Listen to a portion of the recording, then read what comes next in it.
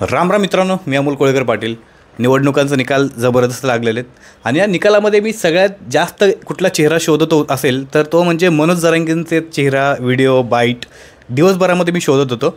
अद्याप तरी ना मीडियावाले त्यांच्यापर्यंत पोहोचलेत ना ते मीडियापर्यंत पोहोचलेत. नाहीतर लोकसभेचा निकाल आल्या ते मीडियाबरोबर लगेच पोहोचले होते, लगेच त्यांनी आपली प्रतिक्रिया दिली होती. आज विधानसभेचा निकाल आला आहे आणि मनोज जरांगे आज कुठेही दिसले नाहीत.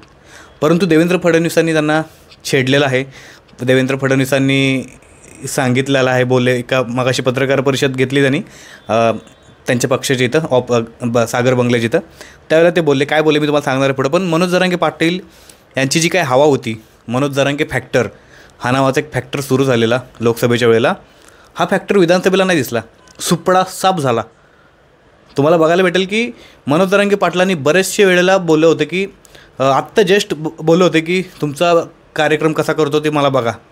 कारण मनोज जरांगे देखील त्याच स्ट्रॅटर्जीवरती काम करत राहिले जे लोकसभेला त्यांनी काम केलं.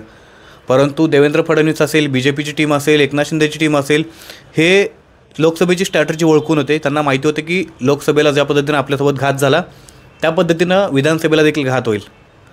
आणि त्याच्यामुळं त्यांनी स्ट्रॅटर्जी बदलली, त्यांचं पॉलिटिकल स्ट्रॅटर्जी बदलली. त्याच्यानुसार ते प्रचाराला लागले, त्याच्यानुसार त्यांनी निवडणूक लढवली आणि ते जिंकून देखील आले. आणि ते एवढ्या मोठ्या इतिहास घडवणाऱ्या रिझल्टनी, निकालाने ते जिंकून आलेत.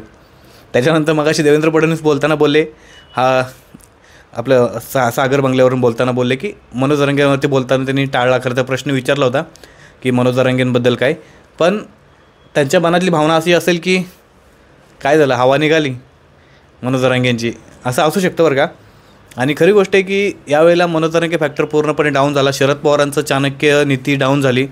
तुम्हाला सांगतो, उद्धव ठाकरेंची बुद्धिमत्ता या ठिकाणी डाऊन झाली. आणि आज दिवसभरामध्ये सकाळी फक्त दुपारी संजय राऊत आपल्याला म्हणजे मीडियावरती बोलताना दिसले. त्याच्यानंतर संजय राऊत हे गायब झाले. कदाचित ते विचार करत असतील की सगळं हे काय चाललं आहे. आणि नाना पटोले बोलले की मी 7 ते 8 वेळा निवडणूक लढवलेली आहे, या निकालाबद्दल आम्ही विचार करू, चर्चा करू आणि याची चौकशी करू, कारण हा निकाल आमच्यासाठी अनपेक्षित आहे. उद्धव ठाकरेंनी देखील आपली प्रतिक्रिया दिलेली आहे. आम्ही जनतेचे धन्यवाद मानतो, निवडून आलेल्या लोकांना शुभेच्छा देतो आणि हा निकाल अनपेक्षित आहे, जनतेला पटतो आहे का, अशा प्रकारचे रिॲक्शन दिलेले आहे सगळ्यांनी. तुमचे देखील रिॲक्शन द्या कमेंट करून. आपल्याला चॅनलवरती नवीन असाल तर सबस्क्राईब करा, जुने नसेल सबस्क्राईब केलं तरी करा.